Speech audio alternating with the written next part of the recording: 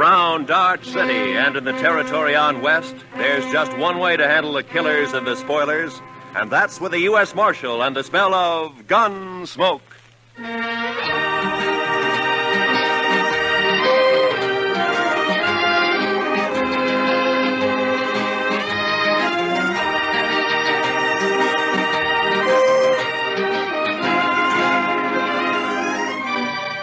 Gunsmoke, starring William Conrad. The story of the violence that moved west with young America. The story of a man who moved with it. Matt Dillon, United States Marshal.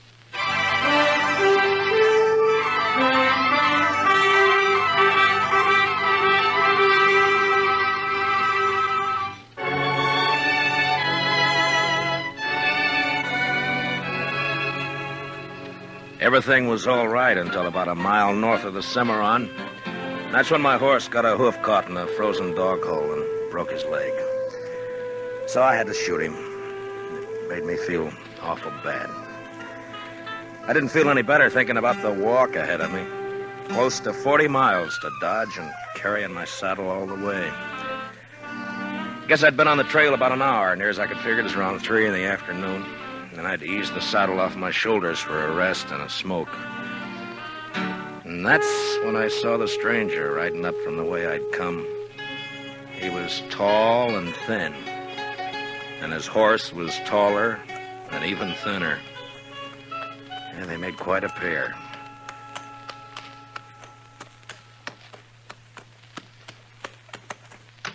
Hi. How are you? You lost? No. My horse busted his leg away back. I'm on my way to Dodge. Oh, it's your horse, huh? I saw it. Yeah. On your way to Dodge, huh? Yeah, that's right. You got any more of that tobacco? Yeah, sure. Here you are. Thanks. Thanks a lot. That's okay. Kind of a big walk you got ahead, ain't it? Kinda. It's going to be dark soon. You figure making camp? That's the idea. Well, it's too bad. Yeah. Do you need any food? No, thanks. I got enough. Well, I thank you for the tobacco. Sure. Anytime.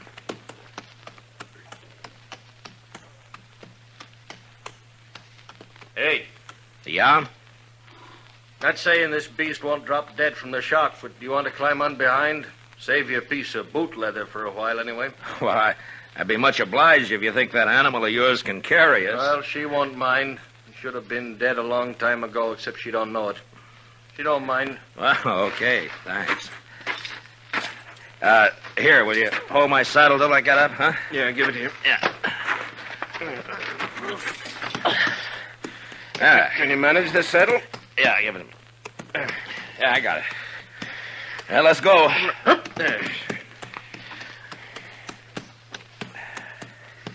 You heading for Dodge, too? Not in particular. Just north. Uh-huh.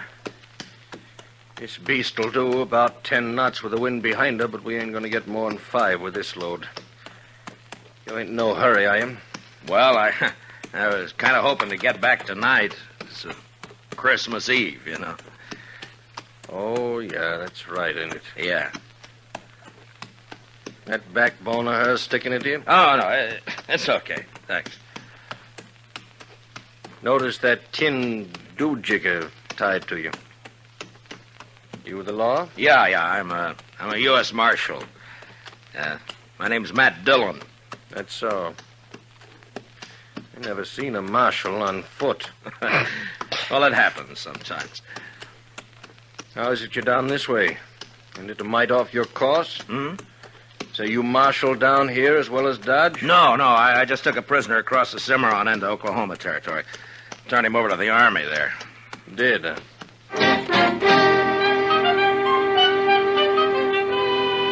And then he shut up tight. We must have ridden a couple of miles without a word. I got to thinking about Dodge and Chester, Doc, and Kitty, and the rest of them. You know, there's something pretty special about any place at Christmas time. the backbone on the stranger's nag was just about to split me in two when he talked up. My name is Cowley. Oh? Amos Cowley.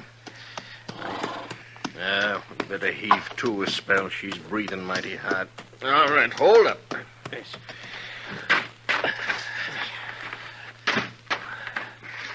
Ah.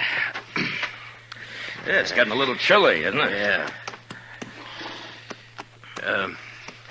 Could I trouble you for another smoke? Oh, sure. Here you are. I thank you. Say, what's it like in Dodge? What? Dodge. What's it like? Oh, it's like any other town, I guess. Pretty big, huh? Well, yeah, I guess so. Not so big as New York, though. Oh, no, not as big as that. You know, I haven't been in a big town now for more than 10 years. Oh, is that so? No. Been down in the territories, drifting. Thought I'd move up north this time. Maybe go back east. So you're from the east, huh? Some time back.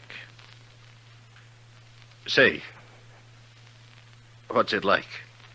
What? Well, Dodge, any town. At Christmas. Same as it used to be? Well, I guess so. What do you do? Well, the same as most people, I guess. What most people do at Christmas. Well, that ain't saying a lot. What are the folks like? And what does it look like? I just kind of like to know. Well, I don't know. Well, there's Front Street. That's most of Dodge right now. Of course, it's getting bigger all the time. Do you have any kids? No, I'm not married. Kids have fun Christmas. Yeah, they do. That's certain. In Dodge, they sometimes have a party for the kids a couple of days before Christmas. Kids like that. And then everybody gets feeling good, looking forward to Christmas Eve. Like last year.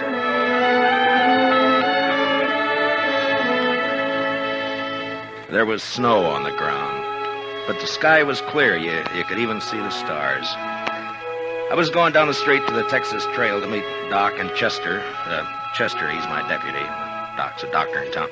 We had some work to do later on in the evening. You could see the light shining behind the curtained windows, and almost everybody had a sprig of holly berries hanging up.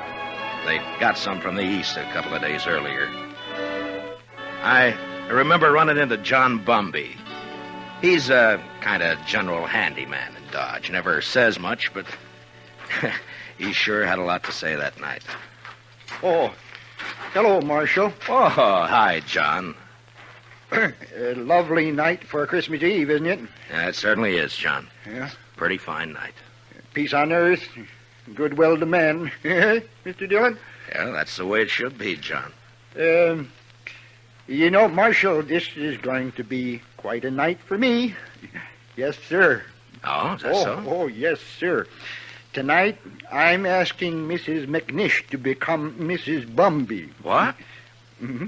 What, John? I didn't know that. Oh, I know it's been a mighty fast secret, but I'm popping the question tonight.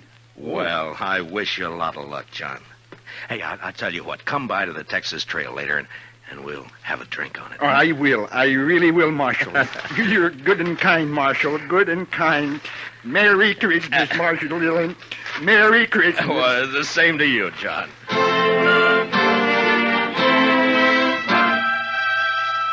That may sound kind of funny to you, but John Bumby's a good man.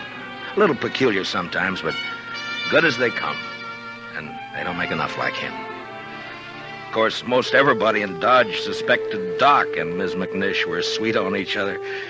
But it just goes to show you. I'll tell you about John and Ms. McNish a little later. So I went on down the street. You know, it's a funny thing about those words, Merry Christmas.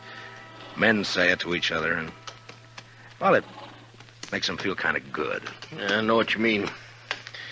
Used to be a seafaring man myself. When you're on the sea and it comes Christmas, things like that they can count a lot. Yeah.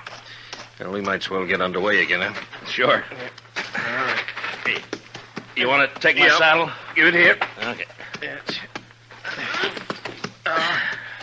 That's Give it to me. Okay. Come. I guess you'll miss it in Dodge tonight. Won't you? Well, if you could get a little more out of this nag of yours, we might make it tonight. No, there's not a chance. She'll be on her beam ends pretty quick. She's been on a long reach since sunup. Oh. Mighty bare country up this way. All right. Depends on what you're used to. Well, mighty bare where I've been, too. It's not like the sea. That's always different. How come you left it? I always heard a sailor doesn't ever get it out of his blood. The sea? I guess you can get it out of your blood, all right. You got the right reason you can. Yeah, I guess so. Hey, you trying to get something out of me? Well, no. Get what? I would just remark. You want to ride with me? I don't want any talk about the sea. Well, you brought it up. Get it.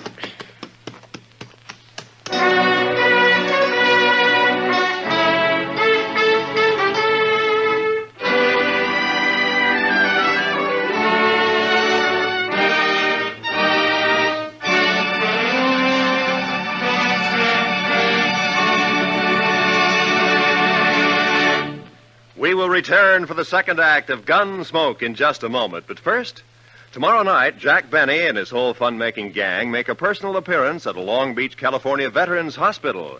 It's going to be a Christmas they'll never forget, as Benny and the bunch cut loose while they assist the folks at the hospital in trimming their Christmas tree. Be sure to join the fun tomorrow night on CBS Radio, when it's Jack Benny time all across America.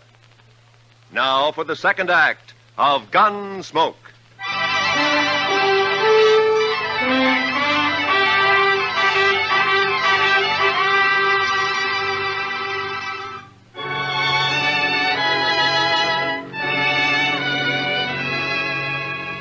Amos Cowley sulked his way along the trail for the next while. And then it was almost like he couldn't stand the quiet. Or maybe he had things on his mind. He turned his head. Go on. What? Go on. Tell me some more. Oh, about Dodge? Yeah. Well, I don't know. Well, you try some more, huh? Well, they got a little pine tree in the Texas Trail. Tree? Yeah, come down a long way from the north. Kitty Russell, she's a hostess in the Texas Trail. Well, she got a lot of ribbon and gewgaws and made it look real nice. That was last Christmas. A star at the top? A star? Yeah. Yeah, I think so. It looked like a star, I guess. It sure looked pretty. And there was a difference in the place that day. Everybody was celebrating and feeling real good. The doors would swing open and somebody had come in and, maybe somebody you just knew to nod at, but because it was Christmas Eve, he'd come right up and say, hello. Oh, maybe that's a good reason, maybe not. I don't know. All right, I'll tell you. Anyhow, it was still kind of early. Just wait your turn. Kitty and Chester were standing off looking at the tree. Hi, Matt. Good evening, Mr. Dillon. Hi, Kitty. Chester. How do you like it, Matt? Christmas tree. That's Oh, that's real pretty. Only tree but one in the whole town. Yeah, Kate's got one over the Alphaganza. Oh, well, I'll have to see it later. yours. You're next. Where's Sam? I don't know. Maybe he started celebrating too soon. Oh. Doc's taking over the bar. Yeah, that's right. You want a drink, Kitty? Sure. Oh, right away. I'll get you a drink. I'll get you. You haven't forgotten anything, have you, Mr. Dillon? Forgotten? What, Chester? There. What did I tell you, Miss Kitty? I knew just as sure as my nose that you Oh, forgot. that. No. I hadn't forgotten. Oh, well, I thought as soon as they get Sam sober enough to take care of the customers, we could go on over to Doc's like we planned. Sure, we'll do that, Chester. Here you are, Matt. Thanks, Doc. Oh. Yeah, well, it's still snowing out. No, it's not. Where are you going, Kitty? All right. Just want to look outside.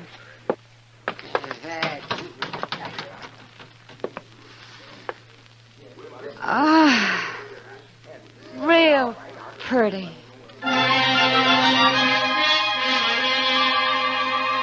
Man thinks of a lot of funny things that don't mean much. Kitty standing at the door, sniffing the cold air, and the warmth inside, and the whiskey in me. It was a good feeling. And then Chester and I decided to take a bottle over to Mr. Hightower. He's the telegraph operator over at the depot. He runs a printing shop on the side. Say, Mr. Dillon? Yeah, Chester. Do you mind if I stop by the church for a minute?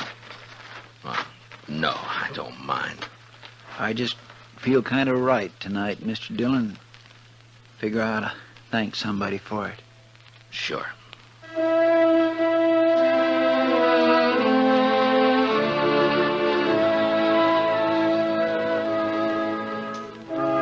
So we stopped by the church. I've never been much of a man for church, I guess, but I went along with Chester. Wasn't anybody else there, just the two of us. Guess we sat for 10 minutes in that place. Chester a little way off with his head bowed. You know, there's a lot of peace in a church. Maybe it's the quiet. Maybe it's the good that people find in there. Whatever it was, it made a man feel glad about pretty much everything. I haven't been in a church since I don't know when. Oh, is that so? I heaved to my... Well, she's becalmed again, mister. Okay.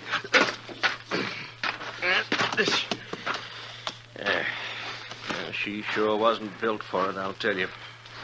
You ever see anything like that? She is kind of old, isn't she? I've had her going on 8 years. She hasn't changed a mite.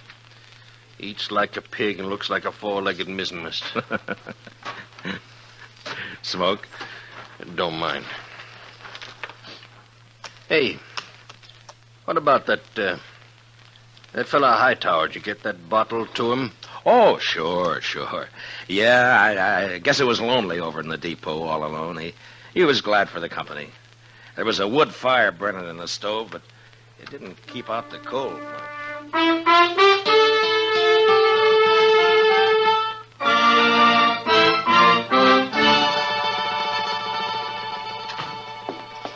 Well, how are you, gents? Merry Christmas. Well, how's it going, Mr. Hightower? Oh, slow, Marshal, slow. Bit of excitement about an hour back, though. That so? Yeah, 9:15 got stuck between here and Hutchinson. Lots of snow back there. They getting her out? Oh, sure, they're trying, but I'm sure glad I'm not on it. It's going to be a cold night on that train. Well, it's kind of chilly in here, isn't it, Mr. Hightower? Any warmer, and I'm going to sleep. Well, say, we brought you over a bottle of Irish for company. Jameson's. Well, I declare I was just thinking about a tot before you boys come in. Now, that's real friendly. Will you have a drink with me? We sure will. Let's open her up, huh? A couple of glasses up on the shelf there, Chester. Get them down, will you?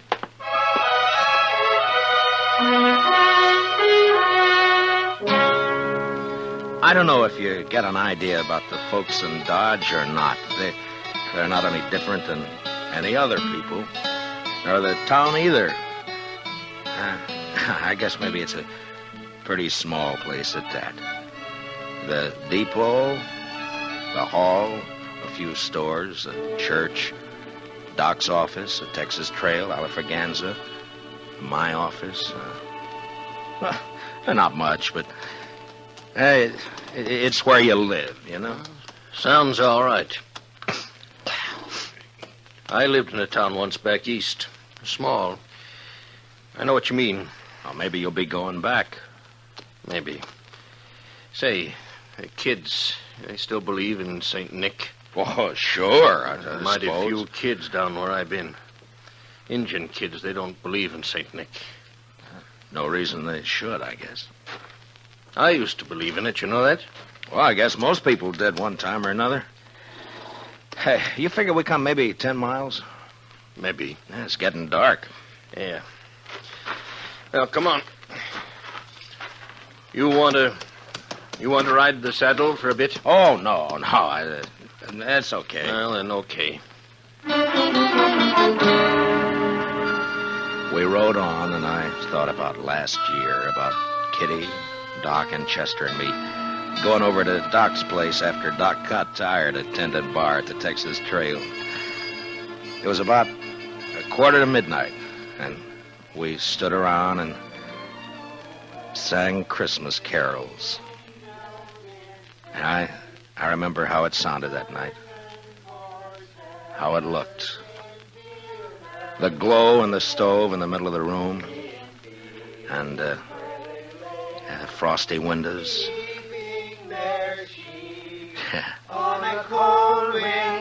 Yeah, it was Christmas Eve, all right. Was so deep.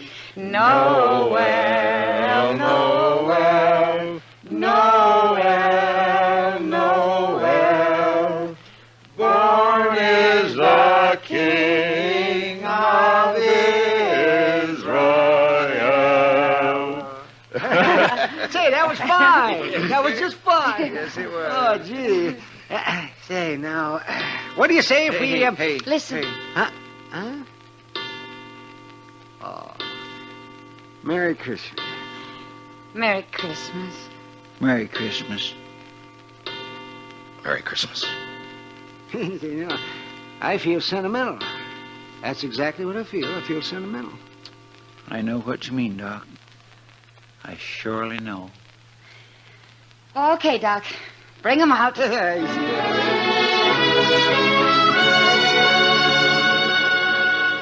And I remember how Doc scuttled over to the bureau and brought out some packages.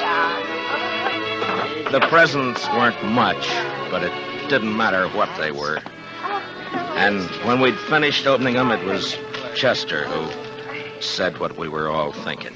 I just want to say, Miss Kitty, Doc, you, Mr. Dillon, I just want to say that this is the best doggone Christmas I ever had.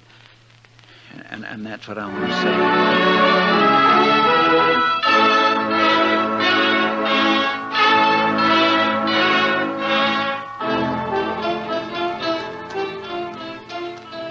Say, you was going to tell me about that fella John was courting that woman.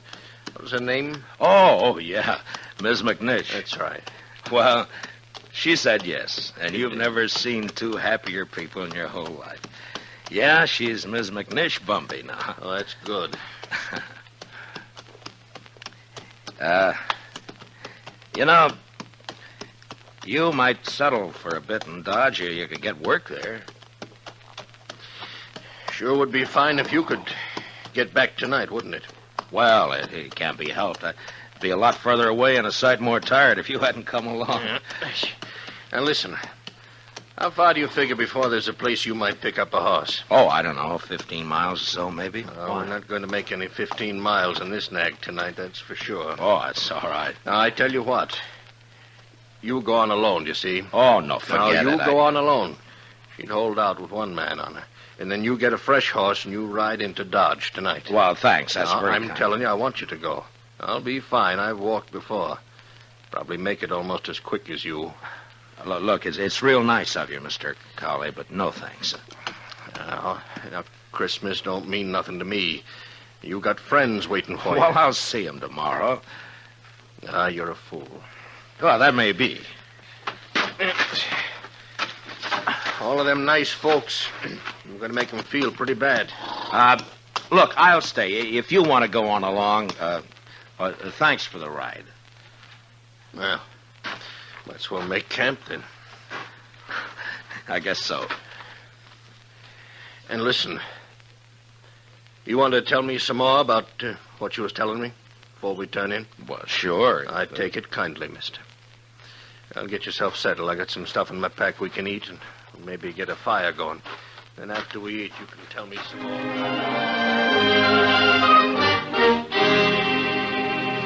We made a fire and then shared what we had for supper.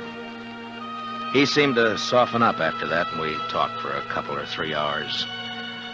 It was like he was starved for news of people, everyday things, and just plain company. And that's how we spent Christmas Eve together out on the plain. And then when the fire was dying down and I was about ready for sleep, he said, Marshal, Yeah? I want to tell you something. I've been needing to tell it for a long time. Do you mind? Why, of course I don't mind. Well, then I'll tell you. A few years ago, I was skipper of a little schooner. I used to sail up and down the East Coast, Boston, New York. Yeah. Well, one night, we hit dirty weather off New Jersey. Real dirty. Blew us off course, and we piled up on the rocks and knocked the bottom out. That's too bad. There was 18 passengers aboard, Marshal. 4 of them was kids. We never saw them again. No. And my own wife and my kid went down, too. I'm sorry. Well, now, something must have happened to me after that. I didn't want nothing to do with ships or the sea, and I started to drift out this way. I couldn't forget, though, do you know? And I didn't want to be near folks, especially kids, to remind me, do you know? Yeah. And that's how come I've been slewing around ever since. Sure, I understand. Just kind of wanted to get it off my chest. Sure. Marshal, I'd like to ride into Dodge with you tomorrow. You think I might meet some of them folks you was telling about? Oh, I don't see why not. That'd be all right. Maybe I wouldn't need to drift no more. Maybe I could drop anchor, do you know? Yeah, you might at that. Yes. Well, good night. Good night. Merry Christmas, Marshal. Merry Christmas, Mr. Cowley.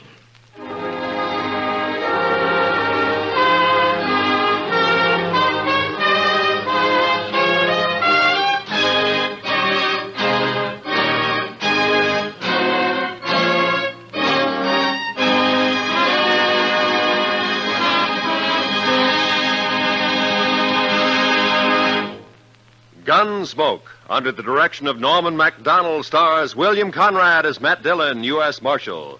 Tonight's story was specially written for Gunsmoke by Anthony Ellis, with music composed and conducted by Rex Corey. Featured in the cast were Lawrence Dobkin, with Harry Bartell and John Daner.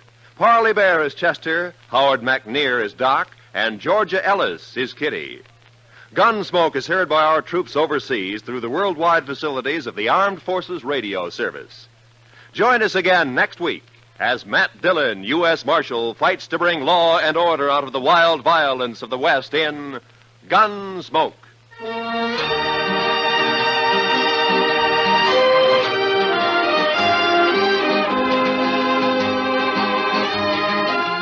Tomorrow night, Edgar Bergen's real-life daughter, Candy, pays him and you a visit on The Edgar Bergen Show with Charlie McCarthy.